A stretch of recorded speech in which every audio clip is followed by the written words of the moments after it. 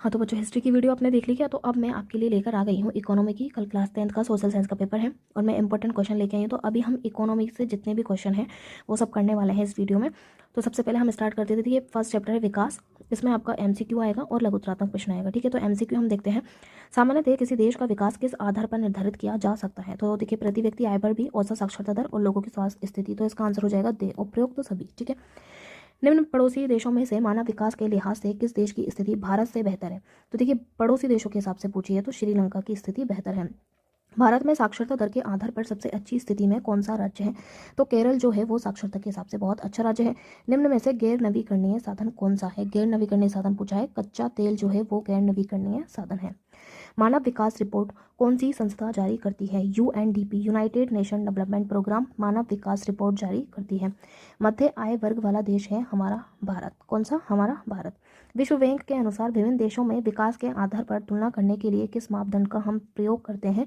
तो वह है प्रति व्यक्ति आय। देखिए, वर्ल्ड बैंक जो है ना, विश्व बैंक, वो अनेक देशों में तुलना करता है और वो प्रति व्यक्ति आय को आधार बनाता है। औसत आय को क्या कहा जाता है? औसत आय को प्रति व्यक्ति आय कहा जाता है। आर्थिक सर्वेक्षण 2019-20 के अनुसार सर्वाधिक प्रति व्यक्ति आय कौन से राज्य की है? हरियाणा की। ठीक है, सरदार सरोवर बांध किस नदी पर स्थित है? सरदार सरोवर बांध जो है वह है नर्मदा नदी पर। कौन सी नदी पर? नर्मदा नदी पर स्थित है। ठीक है, तो ये याद रखना। ये 11 MCQ हो गए हैं। फिर उसके बाद में आ जाते हैं लघुत्रात्मक प्रश्न। विकास के लिए धारणीयता महत्वपूर्ण क्यों है? भाई, जो विकास है ना, विकास जो हो रहा है उसके लिए धारणीयता या सतत पोषण क्यों आवश्यक है? तो हमें इसका आंसर लिखना है। तो देखिए, सबसे पहली बात तो हम बताएंगे कि धारणीय विकास क्या है। तो विकास का वह स्तर जो भावी पीढ़ी पर बिना बोझ डाले प्राप्त किया जाता है। मतलब ये है कि हम भावी पीढ़ी पर किसी प्रकार का बोझ नहीं डालें। ठीक है, तो वो क्या कहलाएगा? धारणीय विकास कहलाएगा। तीव्र आर्थिक विकास से प्राकृतिक संसाधनों का अत्यधिक दोहन से प्राकृतिक संसाधन समाप्त हो जाएंगे। अब आप ये सोचिए कि भाई, तीव्र अगर आर्थिक विकास होगा तो हम प्राकृतिक संसाधनों का बहुत ज़्यादा प्रयोग करेंगे और बहुत ज़्यादा प्रयोग करेंगे तो संसाधन समाप्त हो जाएंगे, जिससे भविष्य में सभी देशों का विकास खतरे में पड़ जाएगा। ठीक है, तीव्र औद्योगिकीकरण से, अगर तीव्र गति से औद्योगिकीकरण चलता रहा तो पर्यावरण और पारिस्थितिकी को नुकसान पहुंच सकता है, जो प्रदूषण का कारण बनता है एवं भविष्य में प्राकृतिक संतुलन को बाधित करते हैं। ठीक है, तो एक तो जो पहला पॉइंट हो गया वो हो गया तीव्र आर्थिक विकास, दूसरा है तीव्र औद्योगिकीकरण।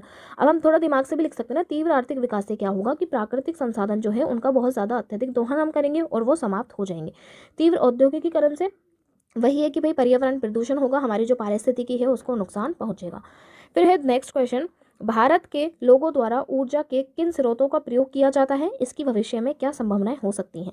तो देखिए, जो भी स्रोत हैं, नंबर 1 परंपरागत स्रोत। परंपरागत स्रोत है कोयला, खनिज तेल, प्राकृतिक गैस, विद्युत। ठीक है, तो आपको याद रखना है परंपरागत स्रोत और उसके अलावा गैर परंपरागत स्रोत। ठीक है, गैर परंपरागत स्रोत कौन से हैं? पवन ऊर्जा, सौर ऊर्जा, बायोगैस और भूतापीय ऊर्जा और ज्वारीय ऊर्जा। परंपरागत स्रोत वे हैं जो हम यूज़ कर रहे हैं। ठीक है, लेकिन वो क्या है कि एक टाइम के बाद खत्म हो जाते हैं और उनको बनने में फिर बहुत टाइम लगता है। जैसे कोयला, खनिज तेल, प्राकृतिक गैस, इनको बनने में बहुत टाइम लगता है। गैर परंपरागत स्रोत वो हैं जिन्हें हम यूज़ कर रहे हैं और अपने आप उनका उत्पादन होता जाता है। बढ़ती जनसंख्या के दबाव एवं प्राकृतिक संसाधनों के निरंतर दोहन के कारण। तो देखिए, इसमें जो क्वेश्चन पूछा ना कि किन स्रोतों का प्रयोग किया जाता है, पहले हमने वो बताया, परंपरागत स्रोत और गैर परंपरागत स्रोत। फिर वो बोल रहे हैं इसकी भविष्य में क्या संभावनाएं हो सकती हैं। देखिए, जनसंख्या बढ़ रही है तो प्राकृतिक संसाधनों का निरंतर दोहन हो रहा है, उसके कारण पेट्रोलियम और संबंध उत्पादों की मांग भी बढ़ेगी। अब क्या है कि जनसंख्या बढ़ेगी तो जो संसाधन है, ठीक है, जैसे कि उनका निरंतर दोहन हो रहा है, पेट्रोल वगैरह, इनकी मांग बढ़ती जाएगी। पूर्ति क्या होगी? कम होगी। इसकी वजह से उत्पादों के मूल्यों में निरंतर वृद्धि के कारण इनका आयात महंगा होगा। ठीक है, फिर क्या होगा कि ये महंगे हो जाएंगे। फलस्वरूप भुगतान असंतुलन की स्थिति पैदा होगी, अतः नए नए ऊर्जा स्रोतों को खोजना होगा और ऊर्जा के गैर परंपरागत स्रोतों पर निर्भरता बढ़ेगी। तो हम लिख देंगे कि भाई, अगर बहुत ज़्यादा जनसंख्या बढ़ेगी तो फिर हम संसाधनों का क्या है, बहुत ज़्यादा दोहन करेंगे। पेट्रोल वगैरह और इससे संबंधित जो भी उत्पाद है उनकी मांग बहुत ज़्यादा बढ़ेगी और पूर्ति बहुत ज़्यादा कम हो जाएगी, जिसकी वजह से इनके मूल्यों में वृद्धि हो जाएगी। ठीक है, फिर है नेक्स्ट क्वेश्चन, मानव विकास सूचकांक का महत्व हमें बताना है। मानव विकास सूचकांक का महत्व निम्नलिखित है। यह देश के विकास के स्तर का संकेत देता है। देखिए, मानव विकास क्या है? मानव के विकास का नहीं, अपितु ये देश के विकास के स्तर का संकेत देता है कि देश ने कितना विकास किया है। इसके माध्यम से हमें जीवन प्रत्याशा पता चलती है, साक्षरता, वास्तविक प्रति व्यक्ति आय की जानकारी मिलती है। यह विभिन्न देशों में मानव विकास की दशा एवं दिशा को बतलाता है कि भाई, मानवों का जो विकास है विभिन्न देशों में वो किस प्रकार से हो रहा है। तो ये विकास वाला जो चैप्टर है वो हो गया। ठीक है, तो देखिए, केवल 3 आपको मैंने लघुत्रात्मक बताए हैं और 11 MCQ बताए हैं, ये आपको याद हो जाएंगे। फिर आता है अगला चैप्टर, भारतीय अर्थव्यवस्था के क्षेत्रक। इसमें से आपके देखिए आने वाला है, एक तो रिक्त स्थान आएगा और एक आपका आने वाला है लघुत्तरात्मक प्रश्न। ठीक है, एक लघुत्तरात्मक प्रश्न आएगा। तो देखिए सबसे पहले रिक्त स्थान हम देख लेते हैं। एक वस्तु का प्राकृतिक संसाधनों से उत्पादन जो है क्षेत्रक की गतिविधि है। तो इसका आंसर हो जाएगा, देखिए एक वस्तु का प्राकृतिक संसाधनों से उत्पादन जो हम कर रहे हैं वो प्राथमिक क्षेत्रक की गतिविधि है। प्राथमिक क्षेत्र में कौन सी गतिविधि आ रही है कि हम प्राकृतिक संसाधनों से सीधे उत्पादन कर रहे हैं। ठीक है, दूसरा है भारत में छिपी हुई बेरोजगारी सबसे अधिक कौन से क्षेत्र में पाई जाती है, तो ये कृषि क्षेत्र में पाई जाती है। ठीक है, कौन से क्षेत्र में, कृषि क्षेत्र में। तृतीय क्षेत्र को हम कौन सा क्षेत्र भी कहते हैं, सेवा क्षेत्र भी कहते हैं। ठीक है, तो सेवा क्षेत्र या तृतीय क्षेत्र। वर्तमान में भारत की राष्ट्रीय आय में सर्वाधिक योगदान कौन से क्षेत्र का है, तो ये सेवा क्षेत्र का ही योगदान सबसे ज़्यादा है। किसी देश के भीतर किसी विशेष वर्ष में उत्पादित सभी वस्तुओं और सेवाओं का मूल्य क्या कहलाता है, जीडीपी। ठीक है, क्या कहलाता है, जीडीपी कहलाता है। अंतिम वस्तुओं और सेवाओं निर्माण में इस्तेमाल की जाती है। तो यहाँ पे आएगा मध्यवर्ती वस्तुएं। जो मध्यवर्ती वस्तु होती है वह अंतिम वस्तु और सेवाओं निर्माण में इस्तेमाल की जाती हैं। अंतिम वस्तुओं के मूल्यों में मध्यवर्ती वस्तुओं का मूल्य पहले से ही शामिल होता है। देखिए अंतिम वस्तुओं के निर्माण में जो ये मध्यवर्ती वस्तुएं शामिल होती है ना, तो यहाँ पर भी ये मध्यवर्ती वस्तुएं ही आएगा। ठीक है, मैं इसको एम भी लिख रही हूँ, ये मध्यवर्ती वस्तुएं हैं, तो इन्हीं का मूल्य जो है वो पहले से ही शामिल होता है, भूलना नहीं है, यहाँ पे यही आएगा मध्यवर्ती वस्तुएं। ठीक है, ओके। फिर नेक्स्ट क्वेश्चन है मनरेगा का पूरा नाम क्या है। देखिए मनरेगा का पूरा नाम है महात्मा गांधी राष्ट्रीय ग्रामीण रोजगार गारंटी। ठीक है, फिर है नेक्स्ट क्वेश्चन, किसमें परिसंपत्तियों पर स्वामित्व और सेवाओं के वितरण की जिम्मेदारी एकल व्यक्ति या कंपनी के हाथों में होती है, तो यहाँ पर आ जाएगा निजी क्षेत्र। ठीक है, एक तो सार्वजनिक क्षेत्र होता है जिसमें सरकार का कंट्रोल होता है, और निजी क्षेत्र में जो भी परिसंपत्तियां हैं स्वामित्व जो होता है उन पर वो किसका होता है, एक एकल व्यक्ति का होता है या फिर कंपनी के हाथों में होता है निजी क्षेत्र में। टिस्को का पूरा नाम क्या है, Tata steel and iron company. कपास जो है वो एक प्राथमिक उत्पाद है। ठीक है, और कपड़ा जो है वो एक अंतिम उत्पाद है। ओके, द्वितीय क्षेत्र को हम क्या कहते हैं, द्वितीय क्षेत्र को हम औद्योगिक क्षेत्र भी कहते हैं। ठीक है, सार्वजनिक क्षेत्र में अधिकांश परिसंपत्तियों पर किसका स्वामित्व होता है, सरकार का स्वामित्व होता है सार्वजनिक क्षेत्र की संपत्तियों पर, और निजी क्षेत्र की संपत्तियों पर एक व्यक्ति का होता है या फिर कंपनी का होता है। ठीक है, फिर उसके बाद है किस क्षेत्र की श्रमिक वस्तुओं का उत्पादन नहीं करते, तो देखिए जो तृतीय क्षेत्र के श्रमिक होते हैं जैसे हम सेवा क्षेत्र भी कहते हैं, इसमें सेवाएं शामिल होती हैं ना कि वस्तुओं का उत्पादन शामिल होता है। तो तृतीय क्षेत्र के जो श्रमिक होते हैं वो वस्तुओं का उत्पादन नहीं करते हैं।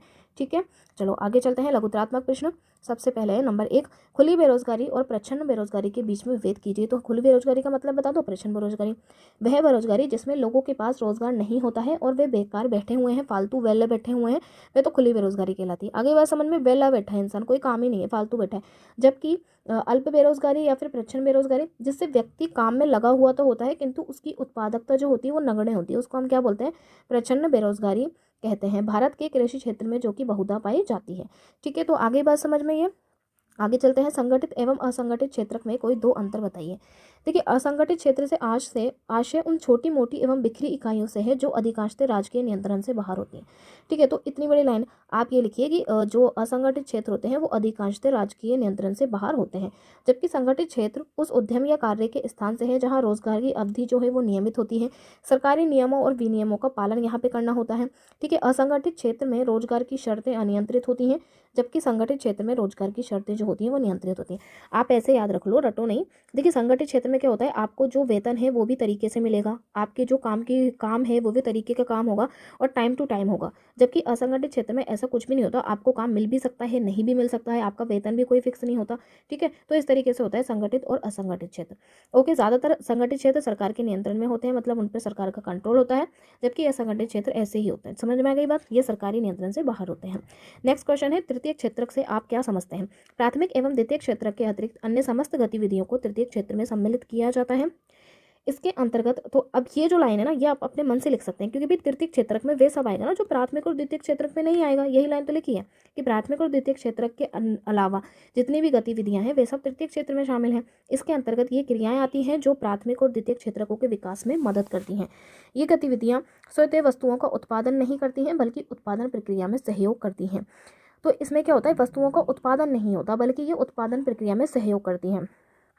इस क्षेत्र की विभिन्न गतिविधियों से सेवाओं का सृजन होता है। तो हम क्या लिखेंगे कि भाई इस क्षेत्र में सेवाएं शामिल हैं, इस क्षेत्र में विभिन्न प्रकार की सेवाएं शामिल हैं, अतः इस क्षेत्र को हम सेवा क्षेत्र भी कहते हैं। उदाहरण दे देना, अध्यापक, डॉक्टर, रेलवे। अब अध्यापक तो बच्चों को पढ़ा रहा है ना, डॉक्टर बच्चों मरीजों का इलाज कर रहा है, ठीक है।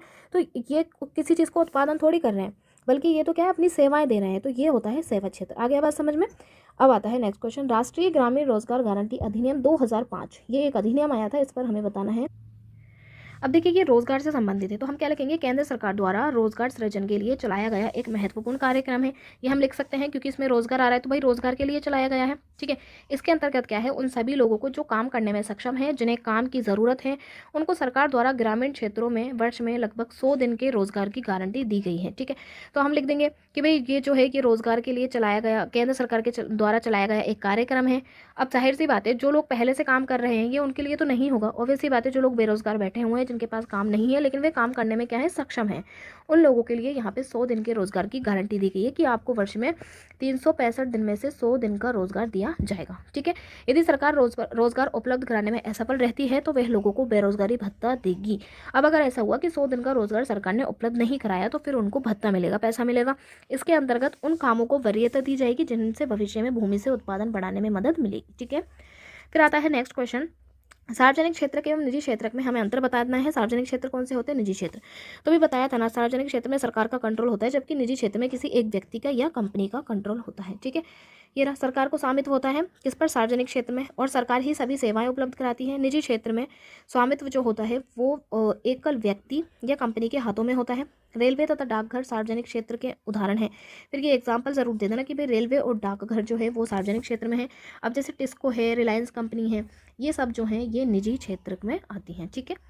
नेक्स्ट चैप्टर आपका स्टार्ट होता है मुद्रा एवं साख, ठीक है। मुद्रा एवं साख से आपका वस्तुनिष्ठ प्रश्न आने वाला है, एक आपका अति लघुत्रात्मक प्रश्न आएगा 1 नंबर का, और एक आपका आने वाला है दीर्घ उत्तरीय प्रश्न 3 अंक का, ठीक है। सबसे पहले हम वस्तुनिष्ठ देखते हैं, निम्नलिखित में से कौन सा नोट जारी करता है। नोट कौन जारी करता है, देखिए आरबीआई जो है ना, भारतीय रिजर्व बैंक ऑफ इंडिया, तो ये भारतीय रिजर्व बैंक नोट जारी करता है। स्वयं सहायता समूह में बचत और ऋण संबंधी अधिकतर निर्णय कौन लेता है, देखिए स्वयं सहायता समूह में कौन लेगा निर्णय, सदस्य लेते हैं, ठीक है। स्वयं सहायता समूह कुछ लोगों द्वारा बनाए गए अपने समूह होते हैं, पैसा इकट्ठे करते हैं और एक दूसरे को उधार करने की स्कीम चलती है, इसे चिट्ठी सिस्टम भी हम कहते हैं। तो यहाँ पर किसी का कोई रोल नहीं होता, सरकार का या बैंक का, ये लोगों का ही होता है समूह, और लोग ही इसमें निर्णय लेते हैं, ठीक है। स्वयं सहायता समूह का संबंध किससे है, देखिए स्वयं सहायता समूह का जो संबंध है वो है ग्रामीण लोगों का। ये एक समूह होता है जो ऋण के क्षेत्र में मिलकर के काम करते हैं, ठीक है। तो इसका आंसर हो जाएगा ये। मुद्रा का आधुनिक रूप क्या है, देखिए चेक भी है, चेक से भी पैसा होता है, मांग जमा या फिर कागजी मुद्रा, तो ये सभी जो है वो मुद्रा के रूप हैं। औपचारिक क्षेत्र में ऋणदाताओं की गतिविधियों को देखरेख करने वाली संस्था कौन सी है। औपचारिक क्षेत्र में आपने ऋण लिया, जो भी लोन वगैरह चल रहा है, तो उसकी जो गतिविधियां उसकी देखरेख कौन करेगा, रिजर्व बैंक ऑफ इंडिया, भारतीय रिजर्व बैंक। ऋण की शर्तों में सम्मिलित क्या है, देखिए ब्याज दर निर्धारित होगी, समर्थक निर्धारण होना चाहिए, उसमें आवश्यक कागजात भी होने चाहिए, तो उपयुक्त सभी हो जाएगा।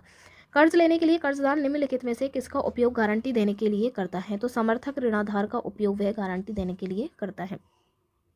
बैंकों के ऋणों के औपचारिक स्रोतों की कार्यप्रणाली पर नियंत्रण करता है। अब देखिए बैंक जो होते हैं ना वो किसके अंडर में होते हैं, सारे बैंक भारतीय रिजर्व बैंक के अंडर में ही होते हैं। ग्रामीण बैंक के संस्थापक एवं 2006 में शांति के लिए नोबेल पुरस्कार प्राप्त करने वाले व्यक्ति कौन है, यह है प्रोफेसर मोहम्मद यूनिस, ठीक है। फिर आ जाता है अति लघुत्रात्मक प्रश्न। वस्तु विनिमय प्रणाली से आप क्या समझते हैं, ये आप सभी जानते होंगे। मुद्रा का उपयोग किए बिना वस्तु के बदले वस्तु का विनिमय, ठीक है। वस्तु के बदले वस्तु देना या लेना, यही वस्तु विनिमय कहलाता है।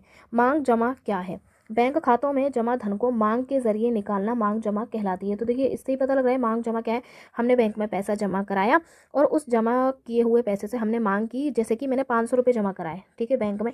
अब मेरी मांग है कि मुझे 100 रुपये चाहिए, तो हम जाकर के 100 रुपये निकाल सकते हैं, मैंने मांग की, ठीक है। तो ये होता है मांग जमा। ऋण की शर्तों से क्या अभिप्राय है, देखिए ब्याज दर, समर्थक ऋणाधार, आवश्यक कागजात और भुगतान के तरीकों को सम्मिलित रूप से ऋण की शर्तें कहा जाता है। अब इतना तो पता ही होगा ना, हम लोन लेने जा रहे हैं तो हमें क्या क्या शर्तें फॉलो करनी है, भाई ब्याज दर निर्धारित की जाएगी, समर्थक ऋणाधार होना चाहिए, कागजात, ये तो हर चीज़ में ज़रूरी है कागजात, तो आजकल भुगतान के कौन कौन से तरीके हैं, तो इसमें से 1-2 जो भी आपको याद रह जाए, बस छोड़ना नहीं है कोई भी क्वेश्चन, जितना भी दिमाग में है लिख के देना है। ठीक है, मुद्रा क्या है? मुद्रा का अभिप्राय उस वैधानिक वस्तु से है जिसका उपयोग विनिमय के माध्यम के रूप में स्वीकार्य है। ठीक है, तो आप लिख देना कि भाई मुद्रा जो है वो एक बहुत महत्वपूर्ण वस्तु है, एक वैधानिक वस्तु है ये, और इसका उपयोग विनिमय के लिए हम करते हैं। ठीक है, विनिमय का माध्यम है मुद्रा। मुद्रा एक महत्वपूर्ण कार्य बताना है हमें मुद्रा का। सबसे पहली बात तो ये है कि ये विनिमय का माध्यम है। विनिमय मतलब आदान प्रदान, कि हम कोई चीज़ लेने गए, हमने उसको मुद्रा दी और उसके बदले में हमने सामान लिया। ठीक है, चेक क्या है? एक ऐसा कागज़ है जो बैंक को किसी व्यक्ति के खाते से चेक पर लिखे नाम किसी दूसरे व्यक्ति को एक खास रकम का भुगतान करने का आदेश देता है। तो चेक क्या है, तो सभी जानते हैं ना, तो बस वही लिखा है। फिर है 10 रुपये के नोट के ऊपर क्या लिखा है बताइए? केंद्रीय सरकार द्वारा प्रत्याभूत, ये लिखा हुआ होता है। क्या लिखा है? केंद्रीय सरकार द्वारा प्रत्याभूत। मैं धारक को 10 रुपये अदा करने का वचन देता हूँ। ठीक है, सभी लोग देखिए अपने 10 का नोट निकाल के अपनी जेब से क्या क्या लिखा होता है। दूसरी तरफ लिखा हुआ था एक कदम स्वच्छता की ओर, भारतीय रिजर्व बैंक। ठीक है, तो ये है 10 का नोट, रख के ले जाना जेब में, कोई निकलवाएगा तो नहीं वैसे। मजाक कर रही हूँ भाई, देख लो, ये इतनी कोई मुश्किल चीज़ नहीं है, पढ़ने से ना सब आसान हो जाता है। क्या लिखा है भाई? केंद्रीय सरकार द्वारा प्रत्याभूत है, मैं धारक को 10 रुपये अदा करने का वचन देता हूँ। अगर 100 रुपये है तो 100 रुपये अदा करने का वचन देता हूँ, 200 है तो 200 रुपये। ठीक है, दूसरी तरफ लिखा होता है एक कदम स्वच्छता की ओर, भारतीय रिजर्व बैंक। ओके, फिर आ जाता है दीर्घ उत्तरात्मक प्रश्न। निम्नलिखित पर टिप्पणी लिखिए। सबसे पहला है वस्तु विनिमय के दोष क्या क्या हैं और मुद्रा के कार्य। तो वस्तु विनिमय के दोष देख लेते हैं। आवश्यकताओं को दोहरा संयोग वस्तु विनिमय प्रणाली में देखने को मिलता है। वस्तु विनिमय प्रणाली में मुद्रा का उपयोग किए बिना वस्तुओं को विनिमय होता है। तो देखिए, उत्तर लिखने का तरीका ये होता है, सबसे पहले हम वस्तु विनिमय को समझा दें कि वस्तु विनिमय क्या है। ठीक है, तो वस्तु विनिमय क्या होता है? मुद्रा का उपयोग किए बिना वस्तुओं का विनिमय होता है। वस्तु विनिमय प्रणाली में ऐसे व्यक्ति को ढूंढना है जो उसकी अतिरिक्त वस्तु लेकर उसे उचित वस्तु दे दे। अब देखो, थोड़ा सा दिमाग हम भी तो लगा सकते हैं ना। देखिए, वस्तु विनिमय में ज़रूरी तो नहीं है ना कि हम, चलो मैं आपको एक पेन के बदले एक कॉपी लेती हूँ मैं आपसे, तो ज़रूरी तो नहीं है ना कि आप मुझे वो कॉपी दें या आपको पेन की ज़रूरत है। अब मुझे एक ऐसा व्यक्ति ढूंढना है जिसको पेन की हद से ज़्यादा ज़रूरत है। ठीक है, और उसको कॉपी की ज़रूरत नहीं है, उसके पास कॉपी एक्स्ट्रा है, तब तो वस्तु विनिमय हो जाएगा। वो मुझसे पेन ले लेगा, मैं उससे कॉपी ले लूँगी। ठीक है, उदाहरण के लिए किसान गेहूँ बेचकर जूते खरीदना चाहता है, तो उसे ऐसा व्यक्ति ढूंढना पड़ेगा जो उससे गेहूँ लेकर जूते दे देवे। यह वस्तु विनिमय प्रणाली कठिनाई है। ठीक है, और ये मतलब दोष है इसका। मुद्रा द्वारा आवश्यकताओं के दोहरे संयोग को, ज़रूरत को समाप्त कर देती है। इसके अलावा वस्तुएं कहाँ रखेगा इंसान, इकट्ठी होती जाएंगी, तो मुद्रा जो है वो बेस्ट है। मुद्रा मूल्य के मापन का कार्य करती है। अब यहाँ पर है मुद्रा के कार्य क्या है। सबसे पहली बात तो ये है, मापन का कार्य करती है मुद्रा। ठीक है, मूल्य के मापन, मूल्य को माप देती है। मुद्रा के रूप में विभिन्न वस्तुएं एवं सेवाओं के मूल्यों का निर्धारण किया जा सकता है। मुद्रा विनिमय का एक माध्यम है। ठीक है, तो मुद्रा क्या है? विनिमय। आपको मुद्रा के बारे में जो जो भी पता है आप लिख दीजिए। सबसे पहली बात तो मुद्रा विनिमय का एक माध्यम होती है। ठीक है, मुद्रा क्या करती है? मुद्रा मूल्य का मापन करती है। यह आसानी से स्वीकार्य भी है कि हर व्यक्ति इसको स्वीकार कर लेता है। जिस व्यक्ति के पास मुद्रा होती है वह इसका विनिमय किसी भी वस्तु या सेवा खरीदने के लिए आसानी से कर सकता है ना। हम मुद्रा के बदले कोई भी वस्तु आसानी से खरीद सकते हैं, और ये वस्तु विनिमय प्रणाली की जो समस्या है उसको भी समाप्त करती है। ऐसे मन से बना के लिख सकते हैं ना। इसलिए प्रत्येक व्यक्ति भुगतान मुद्रा के रूप में लेना पसंद करता है। उदाहरण के लिए एक किसान बाजार में गेहूं बेचकर अपनी आवश्यकताओं की वस्तुएं खरीदने के लिए गेहूं से प्राप्त मुद्रा का ही प्रयोग करेगा। ठीक है, दूसरा क्वेश्चन है स्वयं सहायता समूह क्या है। अभी हमने ऊपर डिस्कस किया था। स्वयं सहायता समूहों की कार्यविधि को विस्तार से बताइए। देखिए, स्वयं सहायता समूह क्या है? गरीबों के लिए स्वयोजित वित्त व्यवस्था है। इसमें एक विचार जो है वो ग्रामीण क्षेत्रों के गरीबों, विशेषकर महिलाओं को छोटे छोटे स्वयं सहायता समूह में संगठित करने एवं उनकी बचत पूंजी को एकत्रित करने पर आधारित है। तो हमें तो अपने मन से बनाकर लिखना है कि स्वयं सहायता समूह जो होता है वो क्या होता है? लोगों का एक समूह होता है। महिलाओं का समूह हो सकता है, बच्चों का भी समूह हो सकता है। ठीक है, स्वयं सहायता समूह में एक दूसरे के पड़ोसी 15 से 20 सदस्य होते हैं। ठीक है, ये लोग 10 लोगों का इन्होंने समूह बना लिया, जो नियमित रूप से मिलते हैं तथा बचत करते हैं, जिसका उद्देश्य बचत पूंजी को एकत्रित कर अपने समूह के सदस्यों को कम ब्याज दर पर ऋण उपलब्ध करवाना होता है। भविष्य में बचत अपनी क्षमता के अनुसार भविष्य की आय के अनुसार करता है। 1 या 2 वर्ष पश्चात स्वयं सहायता समूह बैंक से ऋण लेने योग्य हो जाते हैं, जिसका उद्देश्य बैंकों द्वारा ऋण समूह के नाम पर दिया जाता है, जिसका सदस्यों को स्वरोजगार के अवसरों का सृजन करना होता है। इनकी सबसे बड़ी विशेषता है कि महिलाओं को आर्थिक रूप से आत्मनिर्भर बनाना तथा सामाजिक एवं विषयों के प्रति चर्चा करते हुए एक समाज को एक नई दिशा प्रदान करना। अगर आपको ये कहानी, ये रामायण याद नहीं हो तो आप अपने मन से लिखेंगे कि भाई स्वयं सहायता समूह जो होते हैं वे 10 से 15 लोगों का एक समूह होता है, और यह समूह महिलाओं का भी हो सकता है, पुरुषों का भी हो सकता है और बच्चों का भी होता है। ये समूह क्या करता है? आपस में पैसा जमा करता है। ठीक है। फिर जिस भी सदस्य को पैसे की आवश्यकता होती है वह सदस्य उस पैसे को ले लेता है और धीरे धीरे उस पैसे को चुकाता रहता है। तो यही है स्वयं सहायता समूह। अब इससे क्या हो रहा है भाई, महिलाओं को भी बढ़ावा मिल रहा है। लोगों क्या है, उनको कम ब्याज दर पर उनको ऋण मिल रहा है। ठीक है, अगर बैंक के पास जाएंगे या किसी साहूकार के पास जाएंगे तो वहाँ से क्या है, उनको ज़्यादा जो है ब्याज दर देनी पड़ेगी, लेकिन स्वयं सहायता समूह में ऐसा नहीं है। आगे चलते हैं, भारत की अर्थव्यवस्था में बैंक किस प्रकार महत्वपूर्ण भूमिका निभाते हैं। देखिए बैंकों की क्या भूमिका है। भारत में भारतीय रिजर्व बैंक केंद्र सरकार की ओर से करेंसी नोट जारी करता है। मुद्रा के आधुनिक रूपों में करेंसी में कागज के नोट हैं और सिक्कों को सम्मिलित किया जाता है। अब देखिए हमें ये बात पता होनी चाहिए कि भाई भारत की तरफ से जो भारतीय रिजर्व बैंक है वही है मेन बैंक, और वही करेंसी नोट जारी करता है। अब हमसे बैंकों को कार्य पूछे, उनकी भूमिका पूछिए, तो सबसे पहले है जमा राशि को स्वीकार करना। हम बैंक के पास जाते हैं और बैंक के पास अपना जो पैसा होता है कुछ एक्स्ट्रा वो जाकर के जमा करवा देते हैं, तो वो उसे स्वीकार करते हैं। बैंक जो होते हैं वह जनता से जमा स्वीकार करते हैं। लोग अपनी नकदी को सुविधा के लिए बैंकों के बचत जमा खाता, सावधि जमा खाता, चालू खाता आदि में जमा करा देते हैं। अब बहुत सारे अकाउंट होते हैं। देखिए एक तो बचत जमा खाता होता है, एक टाइम वाला होता है, ठीक है, एक होता है चालू खाता जिसमें से आप कभी भी निकाल सकते हैं कभी भी, एक होता है फिक्स डिपॉजिट जिसमें हमको फिक्स कराने होते हैं 5 साल के लिए, 3 साल के लिए, जितने भी टाइम के लिए। तो इस तरीके से अलग अलग तरीके से बैंक जो है वो पैसा जमा करता है। बैंक इन जमाओं पर ब्याज भी देता है। इसी तरह लोगों का धन बैंकों के पास सुरक्षित है। फिर बैंक क्या करता है, जैसे आपने 5 साल के लिए जमा कराया तो 5 साल पर आपको इतना ब्याज मिलेगा। तो जैसे आपने 1 लाख रुपये जमा कराया तो आपको कुछ पैसे बढ़ करके उस पर मिलते हैं। ठीक है, तो एक है जमा राशि को स्वीकार करना। फिर दूसरा है ऋण प्रदान करना। दूसरा काम बैंकों का क्या है, ऋण देना। बैंक अपने पास जमा रकम का एक छोटा सा हिस्सा नकद के रूप में रखकर शेष राशि का ऋण जनता को उधार दे देते हैं, जो नकद कोषा अनुपात पर निर्भर करता है। तो बैंक क्या करेगा, ऋण भी उपलब्ध कराएगा। आप जो ये मेन पॉइंट है इनको याद रखें, इनको नहीं भूलना है। ऋण प्रदान करता है बैंक। फिर तीसरा है पूंजी का निर्माण करता है। बैंक लोगों की बचतों का संग्रह करते हैं, उन्हें अन्य उत्पादक क्रियाओं में निवेश करते हैं। इस प्रकार बैंक जो है वो देश में पूंजी निर्माण को प्रोत्साहित करते हैं और आर्थिक विकास की दर को तीव्र करते हैं। उसके बाद है नेक्स्ट पॉइंट है लोकर सुविधाएं। ठीक है, तो आपको याद रखना है भी बैंक क्या करती है, बैंक हमें लोकर सुविधाएं भी देती है। हम अपनी मूल्यवान वस्तुओं को, महत्वपूर्ण कागजातों को बैंकों में सुरक्षित रख सकते हैं। ठीक है, उपयुक्त कार्यों के आधार पर बैंक भारतीय अर्थव्यवस्था के विकास में एक मील का पत्थर साबित हुए। ये हो जाता है कंप्लीट। फिर आता है नेक्स्ट चैप्टर, वैश्वीकरण एवं भारतीय अर्थव्यवस्था। इसमें आपके वस्तुनिष्ठ प्रश्न आएगा, एक रिक्त स्थान आएगा, एक अति लघुत्रात्मक आएगा और एक लघुत्रात्मक आएगा। ठीक है, सबसे पहले हम एमसीक्यू देख लेते हैं। विभिन्न देशों के भीतर परस्पर संबंध और तीव्र एकीकरण की प्रक्रिया क्या कहलाती है, वैश्वीकरण कहलाती है। ठीक है, वैश्वीकरण और प्रतिस्पर्धा के दबाव में सबसे अधिक प्रभावित कौन हुए थे, श्रमिक जो हुए थे वो सबसे ज्यादा प्रभावित हुए थे। विदेशी व्यापार किन के मध्य में होता है, ऑब्वियसली बात है 2 देशों के मध्य में होता है।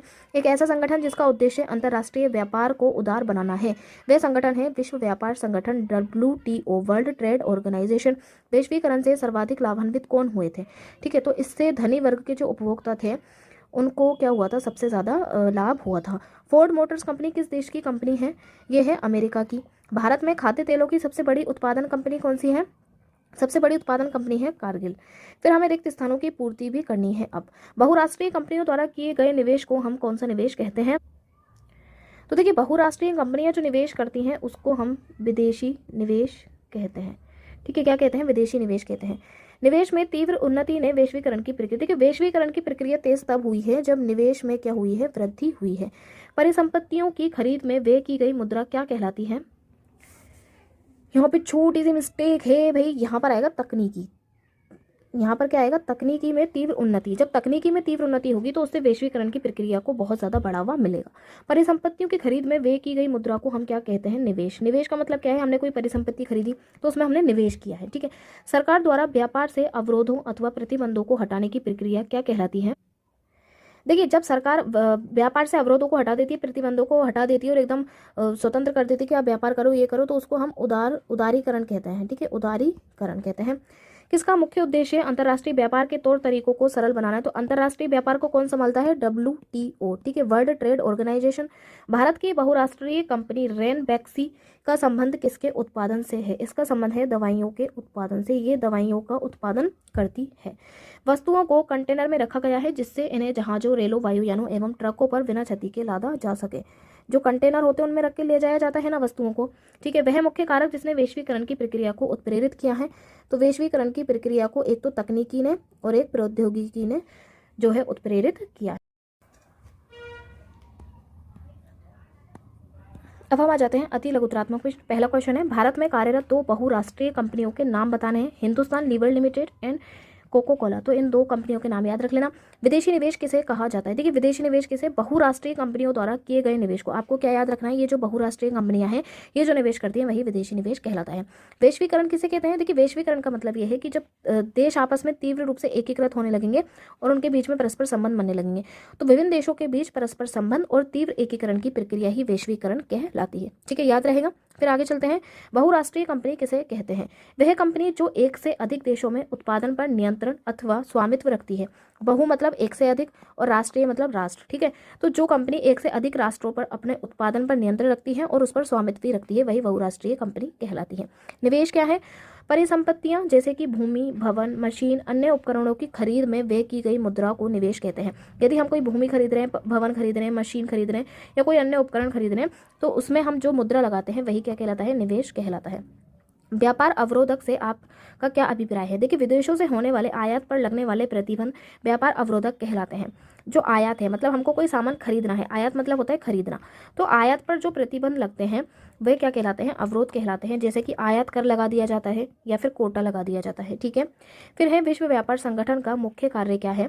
तो देखिए ये पूरे अंतर्राष्ट्रीय स्तर पर काम करता है, तो अंतर्राष्ट्रीय व्यापार को उदार बनाना। ठीक है, क्या काम करता है ये? अंतर्राष्ट्रीय व्यापार को उदार बनाना। तो ये आपके अति लघुतरात्मक हुए। अब आते हैं लघुतरात्मक प्रश्न। भारत में वैश्वीकरण के किन्हीं 2 प्रभावों को समझाइए। जो वैश्वीकरण है ना कि पूरा विश्व तेजी से एक हो रहा है, परस्पर संबंध बढ़ रहे हैं, परस्पर व्यापार बढ़ रहा है, तो उसके 2 प्रभाव कौन से हैं? पहला तो ये है कि वैश्वीकरण में भारतीय उपभोक्ताओं को वस्तुओं और सेवाओं के अनेक विकल्प मिल गए। भारतीय उपभोक्ताओं को कम कीमत पर उच्च गुणवत्ता वाली वस्तुओं की प्राप्ति होती है। उपभोक्ता को विश्वसनीय वस्तु एवं सेवाएं उपलब्ध होती हैं। ठीक है, तो एक तो ये है कि भाई हमें तरीके की वस्तुएं मिली हैं, कम कीमतों पर भी हमें प्राप्त हुई हैं। ठीक है, और विश्वसनीय वस्तुएं भी मिली हैं। वैश्वीकरण के फलस्वरूप भारत में विदेशी निवेश भी बढ़ा है। ठीक है, जिससे देश में उत्पादन एवं रोजगार में भी वृद्धि हुई है। तो ये दोनों पॉइंट आप लिख देंगे। ठीक है, फिर आता है भारत में बहुराष्ट्रीय कंपनियों की भूमिका को स्पष्ट कीजिए कि भारत में बहुराष्ट्रीय कंपनियों की क्या भूमिका है। पहला तो ये देखिए, सबसे पहली बात आ जाएगी निवेश में वृद्धि।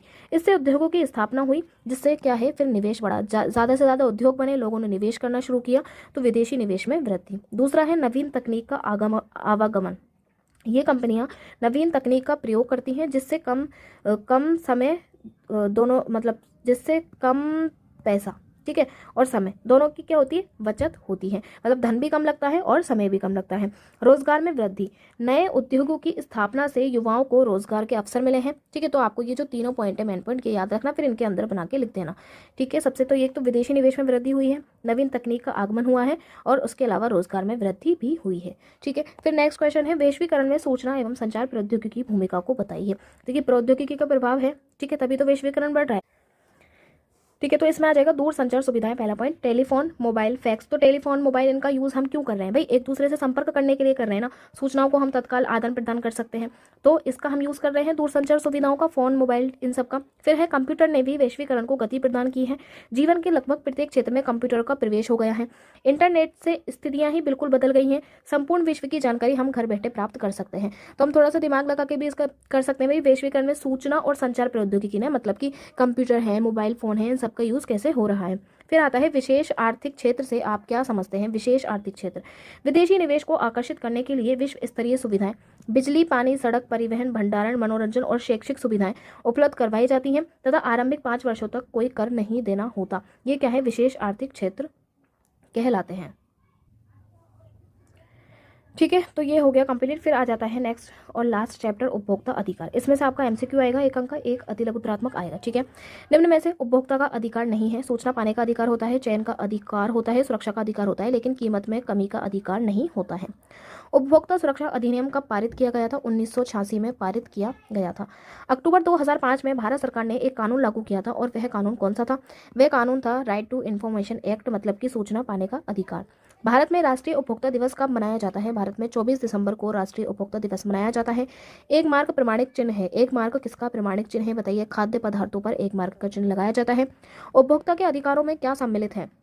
प्रतिनिधित्व का अधिकार शामिल है, क्षतिपूर्ति निवारण का अधिकार शामिल है, चुनने का अधिकार शामिल है, तो ये सभी शामिल है। फिर है वस्तुओं और सेवाओं के लिए मानक प्रदान कौन करता है? तो भारतीय मानक ब्यूरो। मानक से ही याद रखना, मानक ब्यूरो।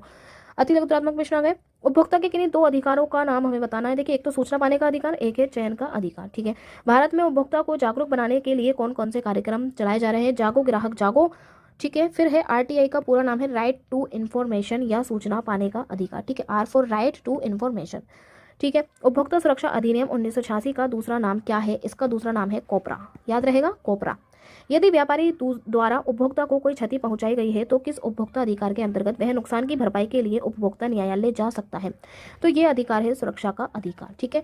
कोपरा के अंतर्गत उपभोक्ता विवादों के निपटारे कितने स्तरीय वे कौन से होते हैं? देखिए, कोपरा के अंतर्गत त्रिस्तरीय न्यायिक तंत्र होता है, जिला, राज्य और राष्ट्रीय स्तरों पर स्थापित किया गया है।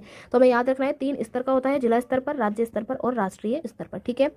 राज्य स्तरीय प्राधिकरण राज्य आयोग कितनी राशि मुद्रा में के दावों से संबंधित मुकदमों पर विचार करता है? तो इसका आंसर हो जाएगा 1 करोड़ से 10 करोड़ तक की जो राशि होती है उस पर विचार करेगा राज्य स्तरीय प्राधिकरण। ठीक है। भारत में उपभोक्ता आंदोलन का जन्म सामाजिक बल के रूप में क्यों हुआ था? तो इसका आंसर है अनैतिक और अनुचित व्यवसाय कार्यों से उपभोक्ता के हितों की रक्षा करने और प्रोत्साहित करने की आवश्यकता के साथ हुआ। ठीक है। तो आपको क्या याद रखना है कि भाई उपभोक्ताओं के हितों की जो रक्षा है ना, वो तो करनी ही थी ना भाई, उपभोक्ता के हितों की रक्षा होनी चाहिए। ठीक है। तो उसकी वजह से इनका जो है वो सामाजिक रूप में इनका जन्म हुआ था इस आंदोलन का। जैसे कि जमाखोरी थी, कालाबाजारी, मिलावट, इन सब से बचने के लिए। ठीक है। तो ये जो है ना इकोनॉमी आपकी कंप्लीट हो गई।